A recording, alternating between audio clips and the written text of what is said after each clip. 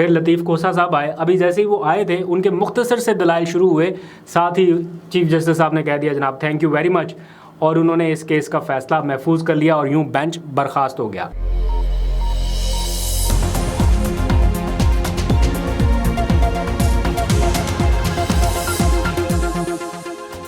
बिस्मिल्लाहिर्रहमानिर्रहीम, अस्सलाम वालेकुम। पाकिस्तान और दुनिया भर में देखने और सुनने वालों को अब्दुल कादिर का सलाम। आखिरकार 22 दिन के बाद चेयरमैन पीटीआई इमरान खान की सज़ा मुअत्तली और उनकी रिहाई से मुताल्लिक जो कानूनी जंग जारी थी उसका अब से कुछ देर पहले फ़ैसला महफूज हुआ है। कल दिन 11 बजे ये फ़ैसला सुनाया जाएगा, लेकिन आज अदालत में क्या हुआ और इस फ़ैसला महफूज करने के साथ ही अटक जेल में क्या हो रहा है उसकी भी एक रिपोर्ट आ गई है कि जनाब वहाँ पर इमरान खान साहब को सहूलियात फराहम कर दी गई हैं, उनकी जेल क्लास अपग्रेड कर दी गई है। क्या वहाँ पर उनका स्टे लंबा करने की कोशिश है, क्या हो रहा है, उनके वकला के पास क्या इन्फॉर्मेशन है, इस मामले पर भी बात करनी है। और ये खेल जो है अभी ख़त्म नहीं हुआ, असल इम्तिहान वकला का अब शुरू होगा, अब क्योंकि आगे आने वाला जो मरहला है वो बहुत ज़्यादा कठिन होने वाला है, क्योंकि ये वाला जो केस था इसमें तो इतना ज़्यादा कानूनी सुकम रह गए थे कि सबको पता था कि इसका फेट क्या है, इसका डिसीजन क्या हो सकता है, देर से ही सही लेकिन इसका नतीजा क्या आने वाला है अभी आया नहीं है। अभी भी मैं वो प्रेडिक्ट ही कर सकता हूँ कि क्या डिसीजन आना है, लेकिन अभी भी पता नहीं है कि कल को कुछ पता चले कि जनाब कोई और डिसीजन आया पड़ा हो। लेकिन सबको एक अमूमी तासुर यही गया कि जनाब ये सज़ा हर सूरत मुअत्तल ही होनी है। लेकिन इसके बाद की अब जो कार्रवाई आगे शुरू होनी है वो असल इम्तिहान होगा वकला का, उसके ऊपर बाद में आते हैं। लेकिन आज अदालत के अंदर क्या हुआ उसके ऊपर थोड़ी सी डिस्कशन शुरू करते हैं। 12:45 यानी 12:45 बजे इस केस की समाअत शुरू हुई और 3:44 यानी लगभग पूरे 3 घंटे तक इस केस की समाअत जारी रही।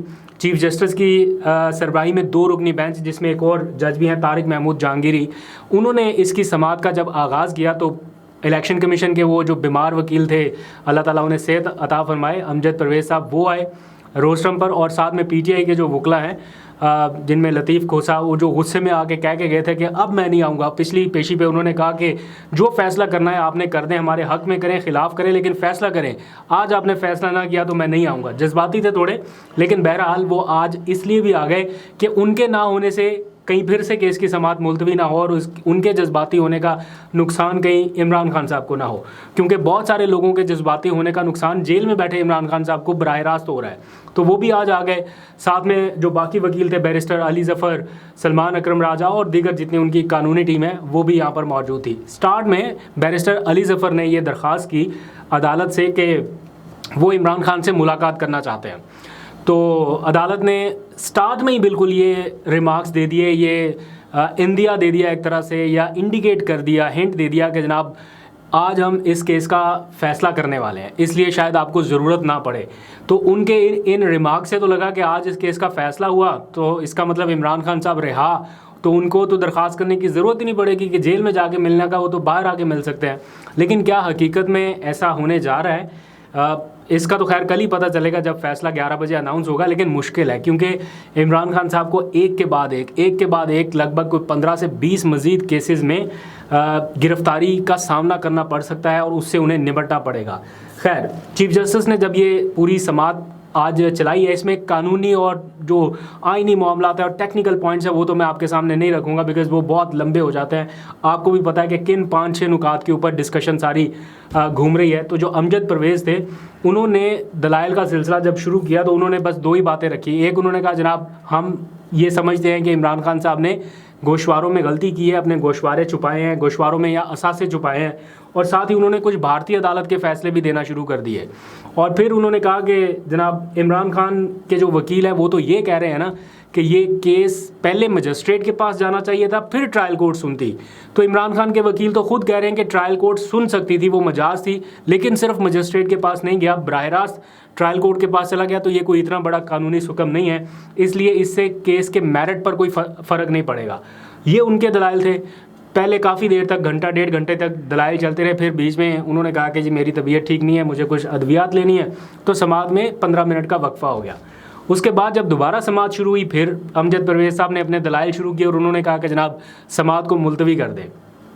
और स्टेट को नोटिस जारी करे, क्योंकि स्टेट इसमें फ्री है। अब इमरान खान स्टेट की कस्टडी में है तो उनको नोटिस जारी करे। बहरहाल अदालत ना पहले इस पॉइंट पर मुतमईन थी ना अभी मुतमईन हुई। उन्होंने कहा कि स्टेट को नोटिस जारी करने की ज़रूरत नहीं है। और फिर जब वो उन्होंने दलाइल दोबारा से लंबे करने शुरू किए तो चीफ जस्टिस ने कहा कि अगर आपने दलाइल को इतना लंबा करना है तो ज़मानत के एक मखसूस पॉइंट की बजाय फिर हम पूरे केस के मेरिट को ही देख लेते हैं, फिर पूरे केस की अपील जो है इनकी उसी को ना देख ले, खाली ज़मानत की बजाय। बहरहाल उन्होंने कहा कि आप जल्दी इस मामले को निपटाएं, आज हमने केस का फ़ैसला महफूज करना है। उनके दलाइल मुकम्मल हुए, फिर लतीफ़ कोसा साहब आए। अभी जैसे ही वो आए थे उनके मुख्तसर से दलाइल शुरू हुए, साथ ही चीफ जस्टिस साहब ने कह दिया जनाब थैंक यू वेरी मच, और उन्होंने इस केस का फ़ैसला महफूज कर लिया और यूं बेंच बर्खास्त हो गया। और कुछ ही देर के बाद अदालती अमले की जानिब से बताया गया कि इस केस का फ़ैसला कल सुबह 11 बजे सुनाया जाएगा। अब सुबह 11 बजे इस कानूनी जंग की डायरेक्शन एक तरह से तय होनी है कि क्या ये कानूनी जंग यहाँ पर सिमटने वाली है या इससे बहुत ज़्यादा आगे जाने वाली है। ये खाली उस केस की रिहाई के ऊपर ही डिपेंड नहीं करेगा, उस केस के साथ अदालत को ये भी तय करना होगा कि बाकी जिन केसेस में उनकी ज़मानत मनसूख हुई है उसका भी फ़ैसला अदालत को निपटाना होगा ताकि सही मानों में इंसाफ हो सके। अगर इस केस में उनकी गिरफ़्तारी गैर कानूनी थी या इंसाफ के तकाज़ों के बरक्स थी तो फिर जिन केसेस में उनकी ज़मानतें मनसूख हुई हैं वो नहीं होनी चाहिए थी।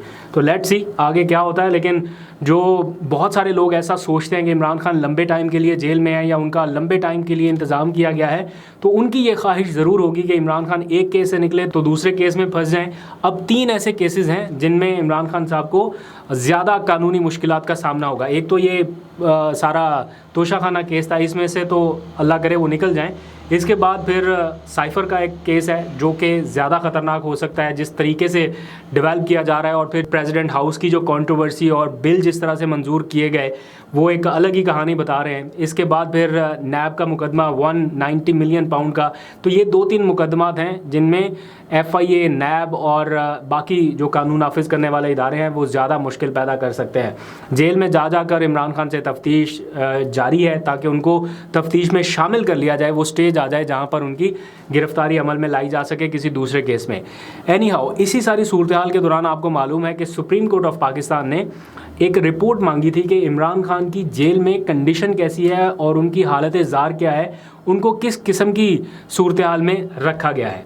मकसद ये था कि इमरान खान को जो क्लास मिलनी चाहिए वो उनको मिली है या उनको इससे बुरे हालात में रखा गया है। तो आज अटॉर्नी जनरल ऑफिस की जानिब से अटक जेल के सुप्रीडेंट की जमा कराई गई रिपोर्ट जो है वो अदालत के रूबरू पेश कर दी गई है।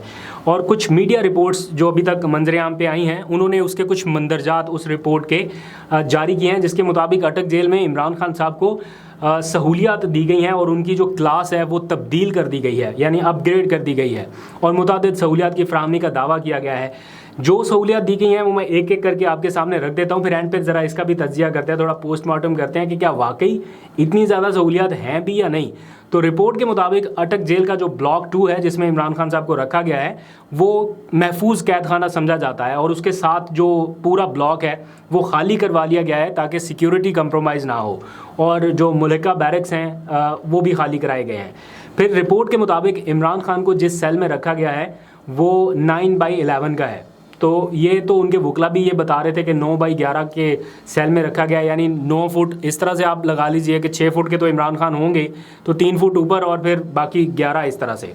तो वो बहुत छोटा सा एक कमरा बन जाता है जिसमें आप ज़्यादा से चहलकदमी भी नहीं कर सकते। लेकिन जो जेल इंतज़ामिया ने रिपोर्ट दी है उसमें उन्होंने कहा है कि इसको वाइट वॉश करा दिया गया है ताकि उनको बेहतर सहूलियात मिल सकें, और फिर फ़र्श मुरम्मत करा के वहाँ पर छत पे एक पंखा भी नस्ब कर दिया गया है। ये सहूलियात दी गई हैं जो कि वैसे ही मिलनी चाहिए, लेकिन उन्होंने इसको इस तरह से बताया कि जनाब स्पेशल जैसे इमरान खान के लिए किया गया हो। फिर उन्होंने बताया कि 18 अगस्त को उनका जो कैद खाना था उसकी तौसीह की गई है, और कोई तौसीह क्या की गई है कि जो दीवारें थीं वो 5 फुट ऊंची कर दी गई हैं। तो तौसीह मंसूबा जो है उसके ऊपर काम हुआ है इमरान खान साहब के सेल में, और वॉशरूम में कोई नया कमोड भी नस्ब कर दिया गया है, साथ ही कोई मुस्लिम शावर भी लगा दिया गया है, टिशू और कोई स्टैंड वहाँ पे एक नस्ब कर दिया गया है उनकी सहूलत के लिए, और वॉशरूम के बाहर वज़ू करने के लिए भी सहूलत दी गई है, एक वॉश बेसन लगा दिया गया है, एक आईना लगा दिया गया है, क्योंकि इतने दिनों से उनके पास ये सहूलत आईने की भी नहीं थी।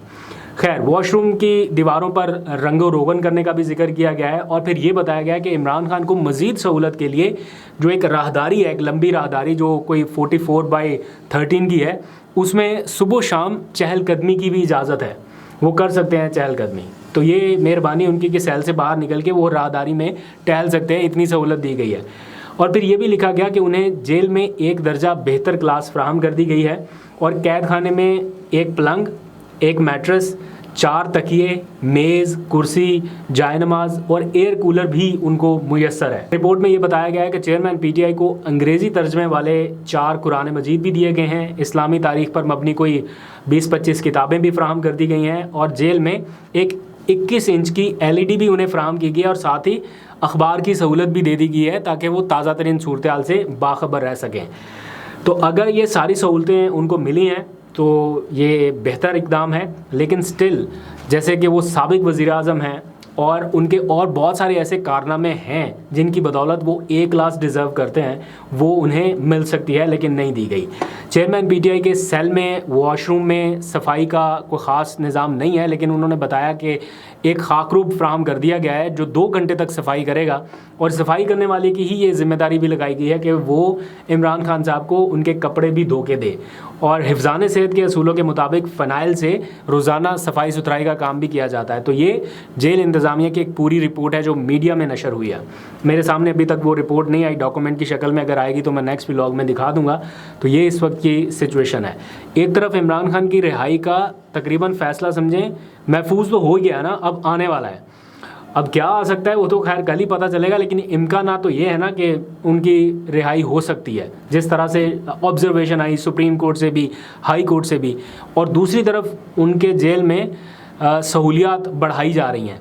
तो क्या इन सहूलियात के नतीजे में उनका जेल में दौरानिया बढ़ाया जाने वाला है या ये भी समझा जाएगा कि कहीं सुप्रीम कोर्ट उनको A क्लास के लिए अडयाला जेल ना मुंतकिल कर दे, इसलिए यहीं पे सहूलियात उनको दे दी जाए और बताया जाए कि जनाब यहाँ पर जो सहूलियात हैं वो बेहतरीन है, उनको और किसी किस्म की सहूलत की ज़रूरत नहीं है, इसलिए उन्हें यहाँ से शिफ्ट ना किया जाए।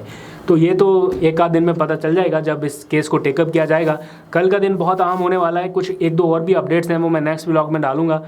वाशिंगटन DC अमेरिका में एक बहुत ज़बरदस्त प्रोटेस्ट हुआ और बड़ी तादाद में ओवरसीज़ पाकिस्तानी निकले हैं, उसके कुछ विजुअल्स रिसीव हुए हैं, वो भी मैं शामिल करूंगा। और पीटीआई आज सुप्रीम कोर्ट चली गई है एक और केस को लेके, तो नेक्स्ट व्लॉग में वो सारी डिटेल्स डाल दूंगा। अभी तक के लिए इतना, अपना बहुत सा ख्याल रखिए। अल्लाह हाफिज़।